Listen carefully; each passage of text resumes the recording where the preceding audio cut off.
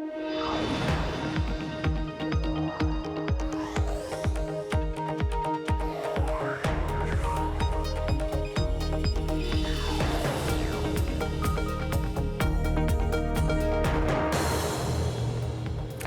Taylor Riggs in San Francisco in for Emily Chang, and this is Bloomberg Technology. Coming up in the next hour, dramatic exits. Expedia joins a list of companies losing executives. Its CEO and CFO are out, and this follows Google's Larry Page and Sergey Brin announcing that they are leaving Alphabet.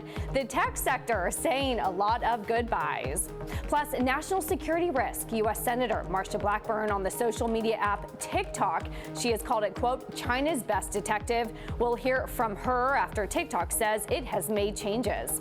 And Slack reports the software company beats third quarter earnings estimates across the board, but after hours, shares are falling. We'll break down the numbers.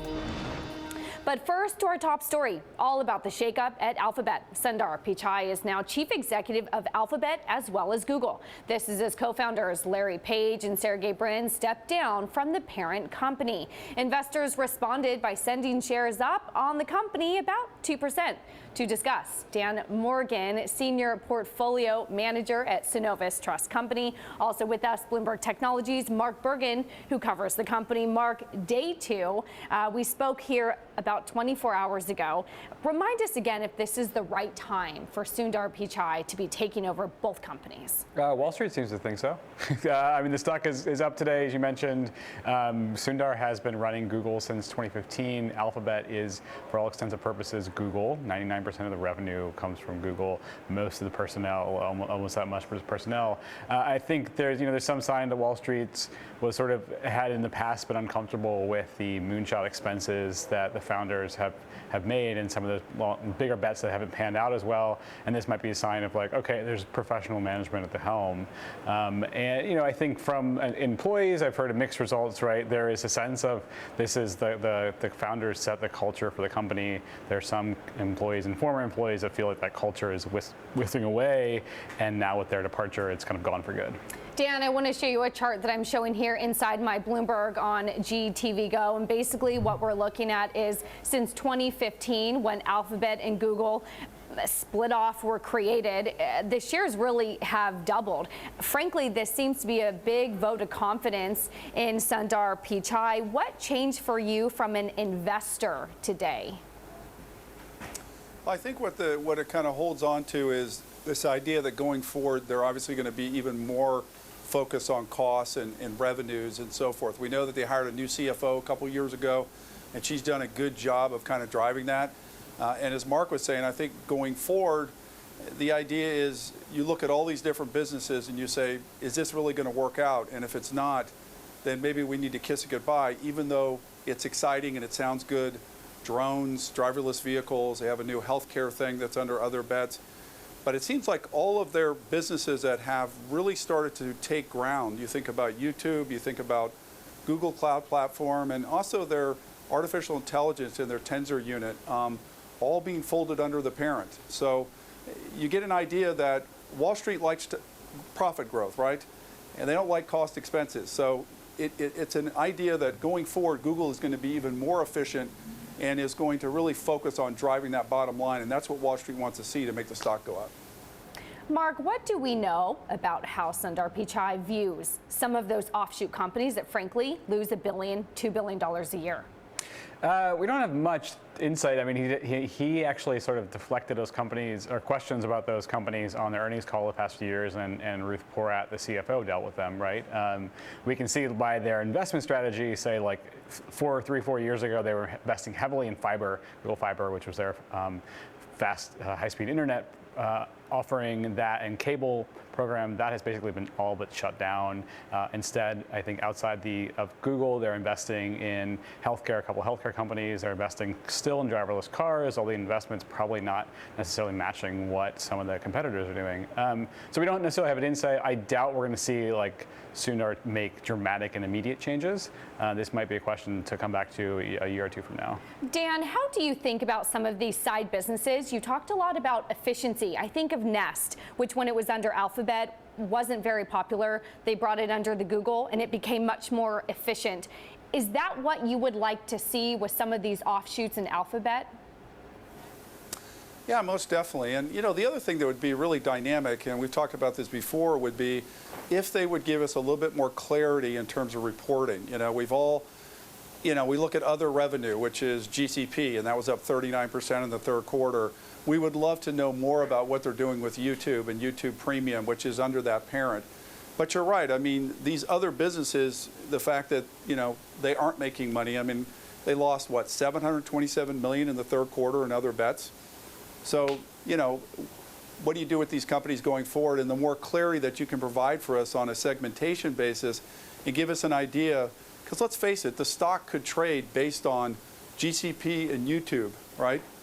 Just like Microsoft, trades on Azure, or Amazon trades on AWS.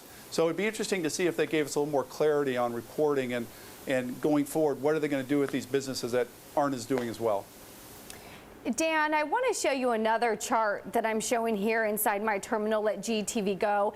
This isn't Google specific, but bear with me because I'm trying to get to the underlying point that many analysts have come out and said that they like this because they think that Google will now do more share buybacks.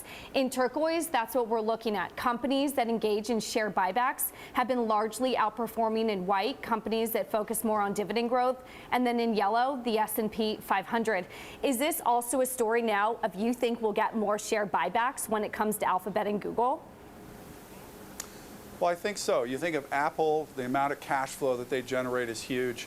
Google has a core business, which is advertising, which is a tremendous cash cow business. It grows only about 17% a year. Now, if they use that money, because they don't pay a dividend, Apple has a small dividend, to buy share back, obviously that drives the EPS number when your top line number is starting to slow down. So if you think of their mature business advertising as being a larger share of their overall revenues, well, what do you do with that cash? You go out and buy shares, therefore you drive the EPS because the denominator is lower in your net income calculation. So I think that's a trick that a lot of companies in the tech space have been using for a lot of years at a more mature growth. So it would be interesting to see if this kind of frees up more cash flow that could be used to do share repurchases going forward. Mark, you've been nodding your head a little bit. What are your thoughts? I mean, it's like the founders at least were sort of symbolic for this moment of time in Google. They didn't do share buybacks, right? They invested the money in these moonshot projects, and so it's like the question of, is Google today willing to make a bet on, $1.6 billion bet on YouTube in 2006, which was considered crazy, but had been historic success in many ways. Same for Android, putting out the Google Street Maps, right? These sort of crazy projects that now we can look back and say, oh, Google Maps has this huge business moat because the founders were willing to put in a lot of money. And right now, YouTube is still questionably whether or not it's profitable. GCP is third place in the market, and they're sort of putting money behind this sort of enterprise computing. I'm wearing my old school Googler hat. They're sort of boring, non-innovative products, to be frank. And so I think if they start to become a company that gives a lot of buybacks, you might have some people at the company that are losing sort of what they see as the innovative spirit of Google. Right. Mark, and I want to stick with you and talk a little bit about the regulatory overhang. And you have a founder like Larry Page who frankly doesn't like to go in front of Congress. Elizabeth Warren, though, calling him out today and said, no, I still expect you to show up in that chair. How well equipped is Sundar Pichai to step into that role and appear to be more like, let's say, a Tim Cook of Apple, regulatory friendly, open to conversations with the government?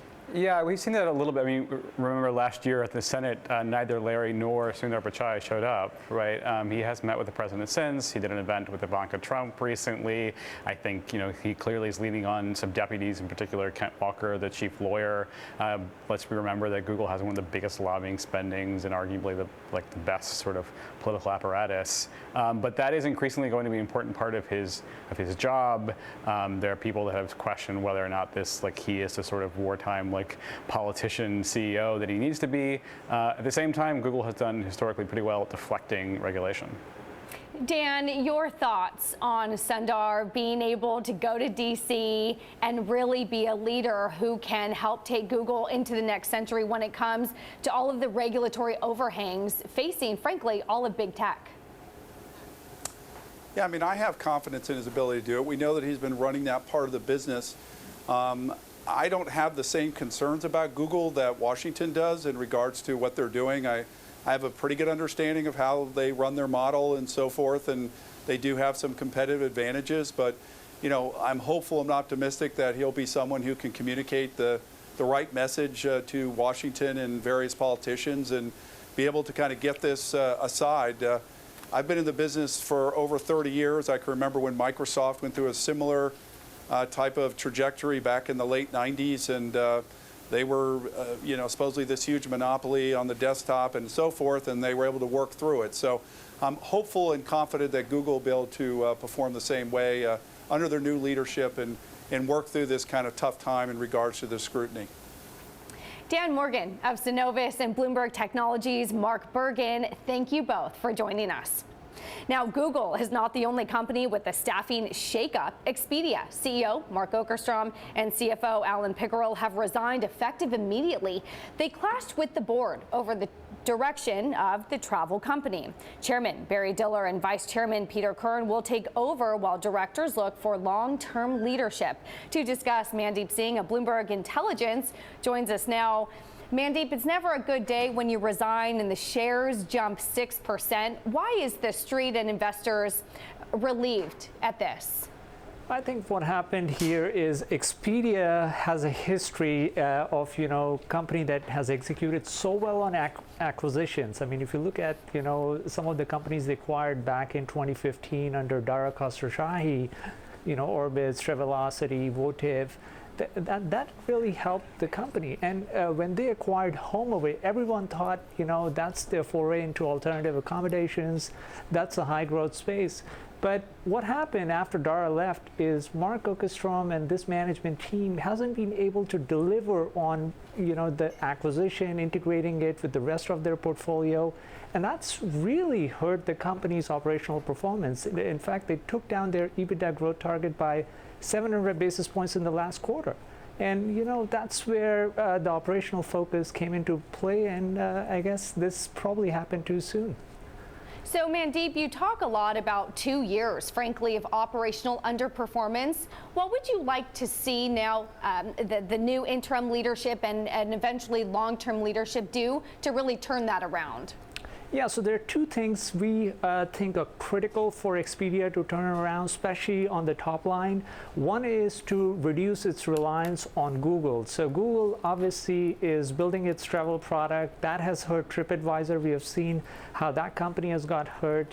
And Expedia still relies a lot of, especially when it comes to driving traffic on its platform, through its spending on Google. And that's where Booking.com, Expedia's rival, has done really well kind of getting that direct traffic. So the first thing I would expect the new CEO to do is to fix the problem, reducing the reliance on Google for traffic. The other is really the shift to mobility that is impacting every company that kind of grew in that desktop era. And Expedia is kind of behind when it comes to shifting to mobile. So you really want to see better execution when it comes to mobile.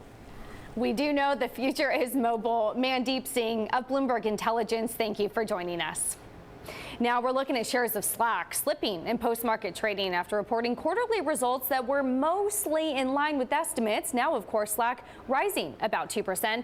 Last quarter's loss per share was narrower than expected, and the company boosted their full-year revenue. Still, analysts were looking at billings growth, and that full-year number was just shy of the median analyst estimate. Now, coming up, lots more stories on Bloomberg Technology, including Amazon's uphill legal fight against Microsoft following the latter company's Pentagon Jedi contract. Plus, later, we'll hear from Senator Marsha Blackburn on the social media app Tik Tok. She has been a chief critic of the app. This is Bloomberg.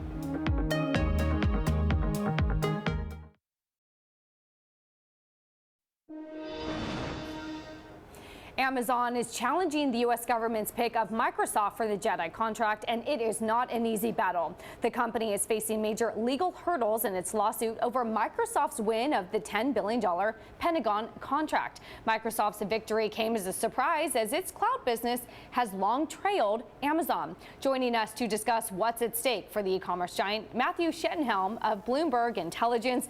Matthew, how big of an uphill battle is this for Amazon? It's an uphill battle for any federal contractor who's trying to challenge the federal government's decision. And the reason is it really turns on the law that the courts start with a pretty strong presumption in favor of the government. And the courts aren't in the business of making government contract decisions. They leave that to the federal government. They're looking for errors, legal errors. And as a result of that, in over 90% of cases, the courts end up rejecting these bid protests filed by disenchanted bidders. 90% does indeed seem like an uphill battle, and yet Amazon going through and filing this anyways. What do we know are their key points? Yeah, so one of the difficulties of following cases in this court is a lot of the filings are under seal. So far, they filed their complaint, but it's not publicly available. What we do know is that it has made statements suggesting it's going to target potential bias. And that likely is going to turn on comments made by President Trump about Amazon and about this contract as recently as July of this year. And it seems like the likely claim is going to be that the contracting officers here were biased by the administration's animus against Amazon. What is, though, the burden of proof when you take a look at weighing Trump's influence? Yeah, and so that it's not easy. And so we talked earlier about how generally these cases are tough to bring, but when you're talking about the government acting in bad faith, your challenge is even more difficult because the courts start with the presumption that the government acted in good faith. And they don't like to get into the business of second guessing, okay, what were they really thinking about here when they made this decision? And so it's not enough for Amazon to come in and say, oh, there was likely bias here. Likelihood isn't enough. You have to clear the very high legal standard called clear and convincing evidence. Courts are in the business of routinely rejecting looking into that sort of issue. And so what this is ultimately going to turn on is the facts of what happened here. You know, how willing is the court going to be to look at those sorts of facts? And it's tough, very tough for Amazon to get the court to get into that sort of business. And Matthew, as you take a look at the facts in your analysis, you highlight some key interviews that Amazon could be looking to make. What could we expect from those? Yeah, so one of the big questions I think facing this judge, and she'll likely have to rule on it as early as January, is she going to allow Amazon to depose the government officers that made the decision in this case? Typically, these decisions and the court cases are fought on the written record, and we don't need to get into these sorts of depositions. The courts only look beyond the record in exceptional cases. Amazon will say, this is an exceptional case. We need to interview these officers and look a little deeper about why this decision was made. And we'll have to see how the judge reacts to that in January. We will wait and see. Bloomberg's Matthew Schettenhelm, thank you for joining us. Now, as Sundar Pichai steps into the role of Alphabet CEO, it also sees him take charge of the company's moonshot projects like self-driving cars, internet beaming balloons, and the healthcare unit, Google Life Sciences. We spoke to a former Google Life Sciences executive, Luba Greenwood, about how the C-suite shakeup will impact Alphabet's investment in health tech. Investment in this space is going to be continuing. Again, we see a lot of companies starting up almost daily in the space. And then you see also, just in 2019, we're already outpacing the investment in digital health and data-driven healthcare companies in 2019, and we're outpacing the 2018 numbers. Is there something investors should be watching out for? Absolutely. Absolutely. You see the good thing about deal flow is there are a lot of companies out there, and a lot of companies that have the words like AI, machine learning in them, and it is very important to understand, first of all, are these real solutions, or these are solutions in search of the problem? Is this going to meet unmet medical need? And then another thing that's very important is just to see if this really does utilize machine learning capabilities. We do see a lot of companies that they don't have the full potential to get there. We also see some companies that don't necessarily have the data in order to bring some of the solutions they say that they can bring. So I would say doing that due diligence is very important, and understanding what those companies can offer is key right now. That was Luba Greenwood, Luca Biologics co-founder and CEO. And coming up, flying taxis and travel data. We hear from Uber CEO who wants to make his app a one-stop shop for getting around town, but the London mayor is not happy. That's next. This is Bloomberg.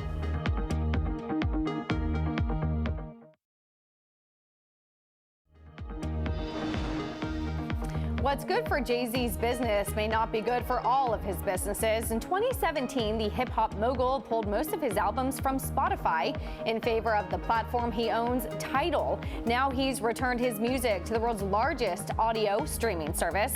That raises questions about the health of Tidal. The last time it reported subscriber figures, it had 3 million paying customers. Spotify has 113 million. Meanwhile, LinkedIn's top human resources executive has stepped down. Christina Hall left the Microsoft-owned company after breaking compliance rules. This is all according to people familiar with the matter. Hall oversaw hiring and benefit programs at LinkedIn.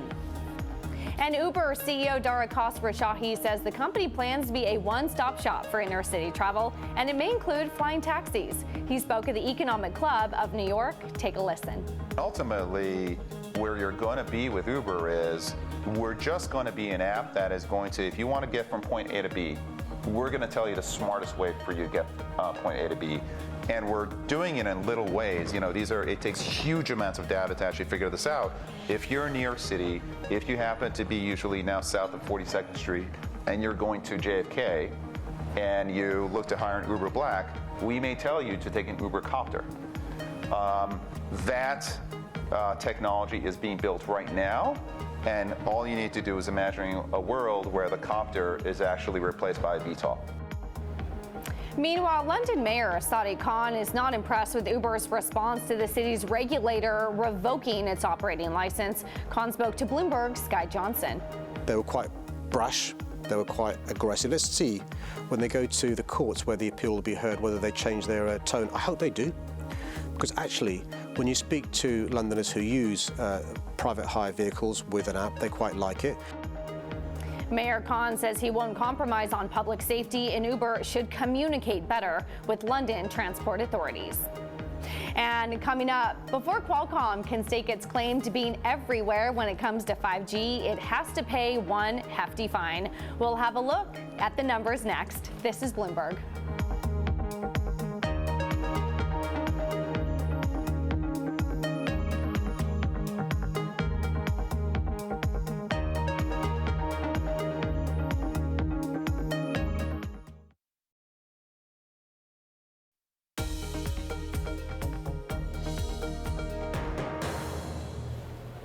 This is Bloomberg Technology Global Link, where we join Bloomberg Daybreak Australia to bring you the latest in global tech news. I'm Taylor Riggs in San Francisco with Sherry Ann in New York and Heidi Stroud-Watts in Sydney. Let's take a look at those top global tech stories of the day. Sherry. Taylor, ride-hailing use in China has dropped for a fifth straight quarter. That's according to a new report from Sanford C. Bernstein. In the third quarter of this year, daily active usage declined by 6% from the previous year's period. China's ride-hailing leader Didi Xuxing, which accounts for 93% of the daily market, saw rider and driver app usage slide by 5% and 23% respectively. Germany's biggest phone carrier, Deutsche Telekom, has stopped ordering new equipment for its 5G networks. The move comes because of political uncertainty over Chinese supplier Huawei.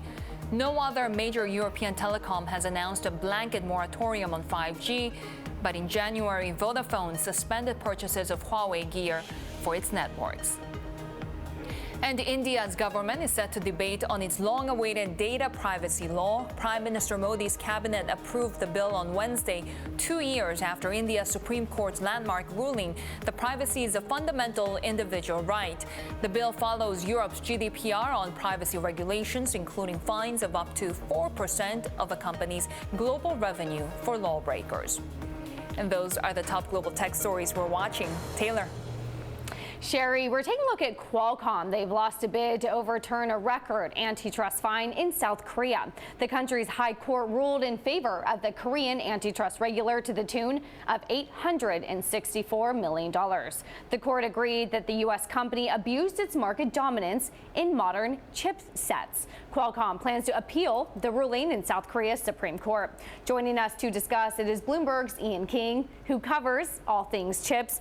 Ian, can you put this into perspective for us? There seems to be a lot of battles with Qualcomm. Where does this fit in terms of this most recent battle? Right, well, if we just consider this one, this was kind of a mixed result for Qualcomm. While the fine was upheld, some of the terms saying that their licensing was unfair and were actually thrown out. So it was a kind of a partial victory for them and a partial loss for them. Nobody wants to part with $800 million. And does this in any way meaningfully impact their business practices? Yeah, I mean, that's the key question. You obviously nailed it. That's what investors care about very much. They would say no, it doesn't. They would say that they've basically been acting underneath the terms of this ruling against them for the last several years, and that licenses that they've struck with, for example, Apple, with Samsung, were actually carved out underneath the terms of this. So going forward, there's really no real difference to what they're going to have to be doing in terms of licenses.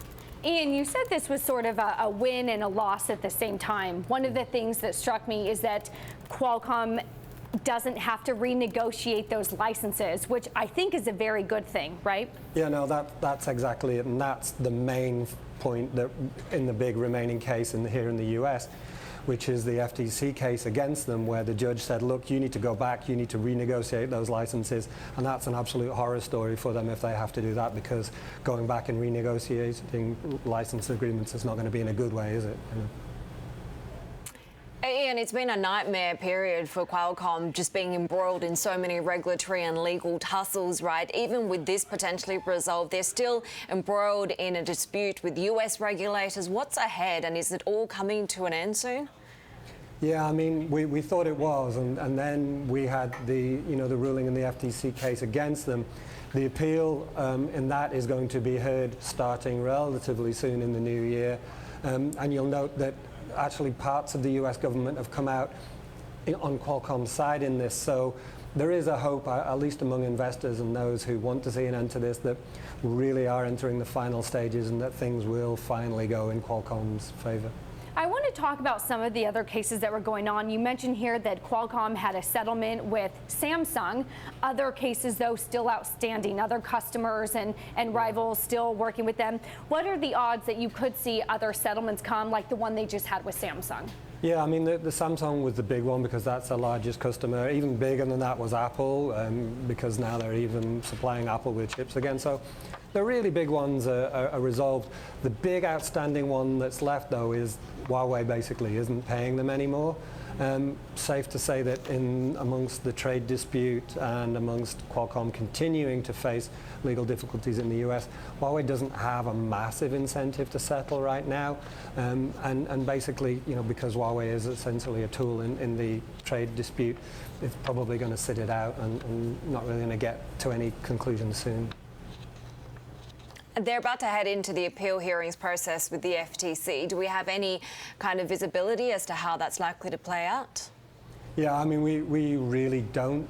I think if anything, the surprise came in the initial verdict because it was so strongly against Qualcomm, but we really don't know the composition. All we know is that, the usual sides have taken Qualcomm's side or gone against Qualcomm. The big thing that it has been, though, that the DOJ has actually filed an amicus brief in Qualcomm's favor saying, look, we really shouldn't be doing this to Qualcomm. The hope is that will help the company with its appeal. Bloomberg's Ian King, thank you for joining us, and we'll have plenty more global stories ahead. This is Bloomberg.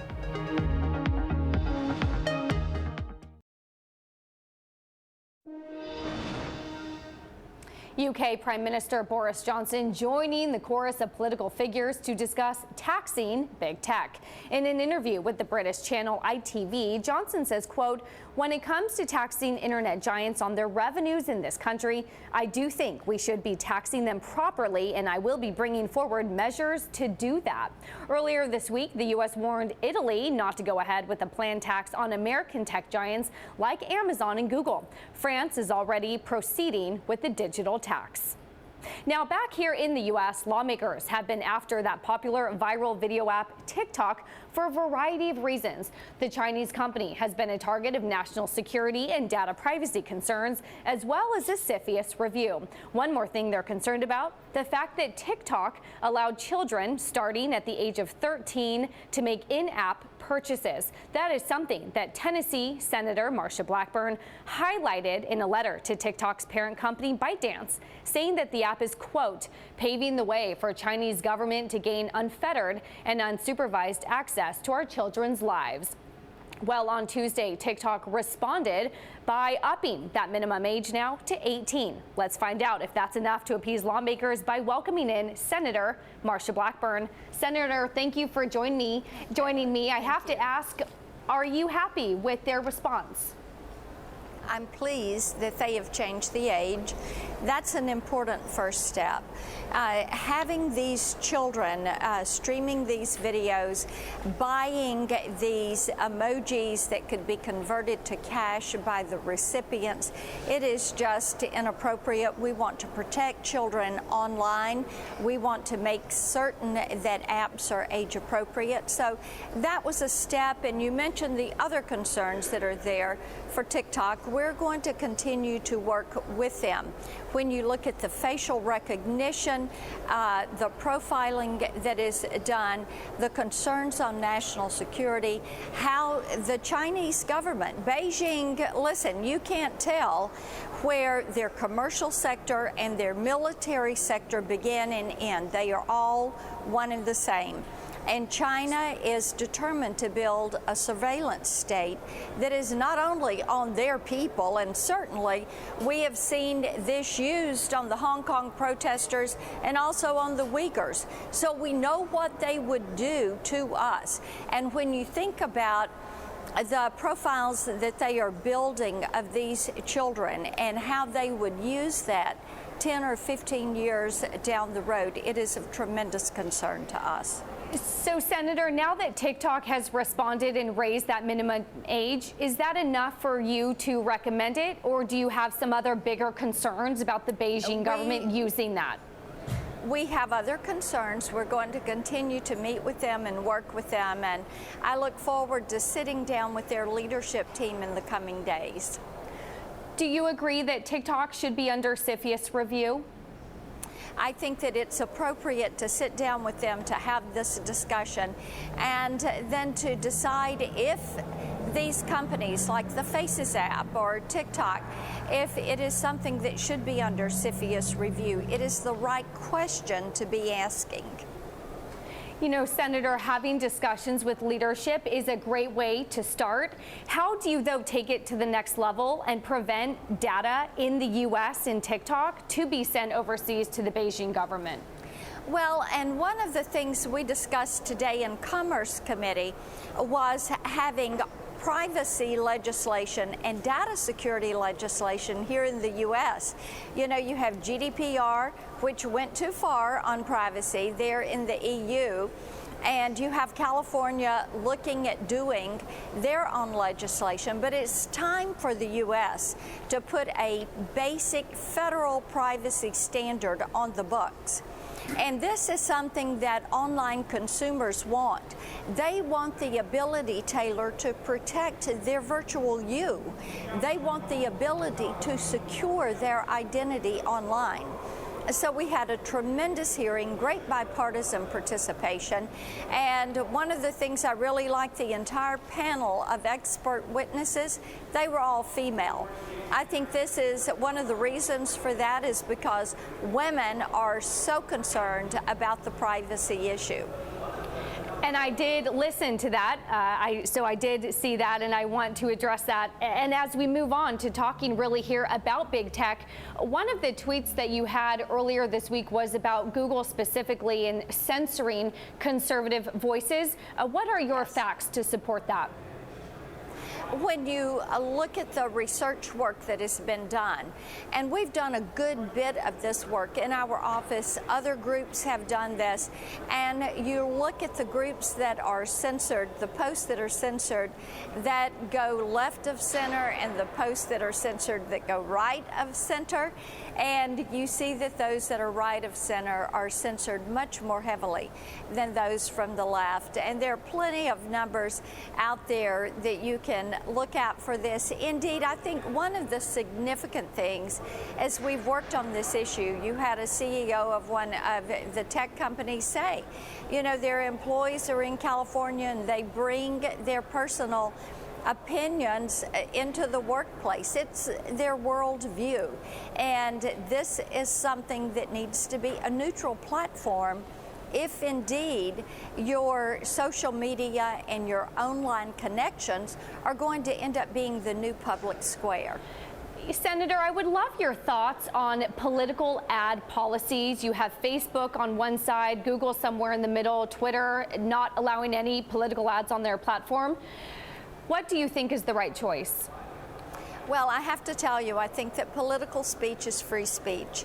And one of the things that I have said so regularly is that I may not agree with someone's opinion on something, but I'm going to defend their right to put that ad up there. Of course, we all want ads to be truthful and to be factual. And many times you will see ads that have documented and sourced what they have actually in their political ad. And I think that also we have to keep in mind that our system of governance, a democratic republic, has been well served by having robust, vigorous, respectful debate from a two-party angle.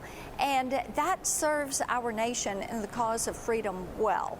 And as we make these discussions, have these discussions about what is going to transpire in the virtual space in relation to political speech, in relation to religious speech, what we want to do is make certain that it's fair and that we are protecting individuals' right to free speech.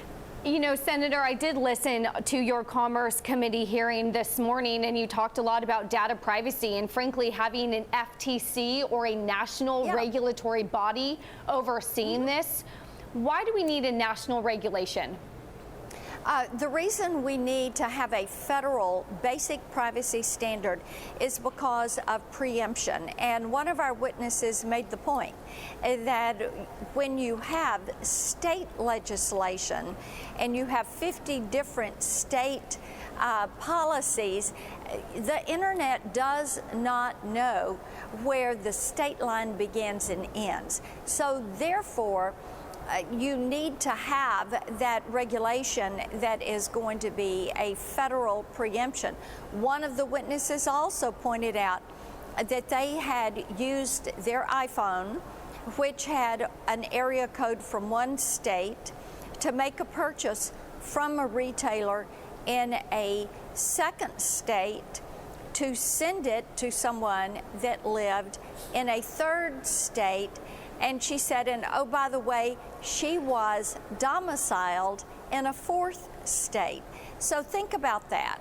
And the onerous regulation it would be to try to have 4 different states handling protection of that data as it came through a server or a system or a retailer in their state. Now, when you look at this, maybe the credit card processor was even in a 5th state. Maybe the entity that is going to ship that product, that do the fulfillment, is in a different location. Right. So federal preemption is important. Right. I do want to ask if consumers would have the ability to access and delete that data under a federal law. You know, this is one of the things we're looking at, basic federal protection. And as you heard, all the witnesses except one today agreed that the FTC is the best federal agency and giving them the tools they need to do that job and the authority they need to do that job. There's one witness that said they would want to look at that more closely, but indeed there needed to be a federal agency to oversee it. Basic privacy legislation needs to include one set of rules for that entire ecosystem with that one regulator, the FTC. Then we discuss some of those protections around sensitive data, which would be things that you would want to opt in and give that explicit consent in order for that to be kept or to be shared. Or then for non-sensitive data like shopping histories, things of that nature, you would have the ability to opt out and to disallow the retailer or the online transactional unit to share that data. Right. Senator Marsha Blackburn of Tennessee, thank you for joining us.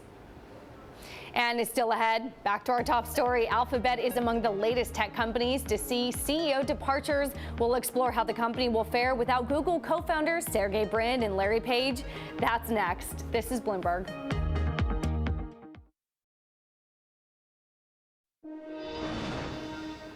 Now back to our top story. Major changes at Alphabet, with founders Larry Page and Sergey Brin stepping down from their roles. Current Google CEO Sundar Pichai will also now become the CEO at Alphabet. So does this become a new chapter between Alphabet and its employees? For more, we're joined by Andrew Challenger, Vice President at outplacement firm Challenger Gray & Christmas, and also with us, Bloomberg Technologies, Tom Giles. Tom, let me start with you. More and more, we're seeing these big tech companies lose their founders, now more run by operators. Where are we in that shift? Yeah, well, we're going through one by one. The biggest companies are making that transformation. It's been happening for a long time, right? Steve Jobs passed away a decade ago. It's been one big company after another. We have a couple left, the major ones, Facebook and Jeff Bezos at Amazon. What I think is happening is, you know, as these companies mature, they no longer have the same need for the visionary founder, the engineer who came up with these whiz-bang products. And you need someone who's a solid manager, someone who can manage the supply chain, like Tim Cook at Apple, somebody who can, you know, somebody who's got management chops, who's got the sensibilities to kind of run a company. As we talked about, Larry and Sergey, not known for their management skills. So you really need someone who can run all of the operations of the company. Andrew, what do you make of the cultural shift that's underway as we transition from, let's say, the first generation into the second generation of these leaders? Yeah, well, we've seen a lot of changes in the CEO position in the tech sector. Throughout this year, we've tracked 180 departures. That's the most we've recorded since we started tracking this number in 2002. And a lot of those departures are these founder CEOs that created a company out of nothing, but the company's now grown into a new mature phase. We saw it with Uber, Jewel Labs recently, WeWork, Under Armour, a lot of these CEOs that I think a lot of it's been caused by this 10-year expanding cycle in the economy where companies have been able to grow to a new maturity. And hopefully we're seeing, and I think we are at Google, a solid handoff to the next generation of business leader as opposed to really a shakeup. Tom, we've talked a lot about diversity as well. You have a lot of good number 2 females, a Ruth Porat at Google, a Sheryl Sandberg at Facebook, but not yet a number 1 female. When do you think we might see that? I think it's indicative of the larger malaise when it comes to diversity at these companies. They have, to their credit, these companies have been more transparent about the numbers. The problem is what those numbers show is a real lack of progress over the last several years that they've started. I think Google was one of the first talking about here's how many women we have in senior management, here's how many women we have across the board. And all the big companies are doing it now. Great.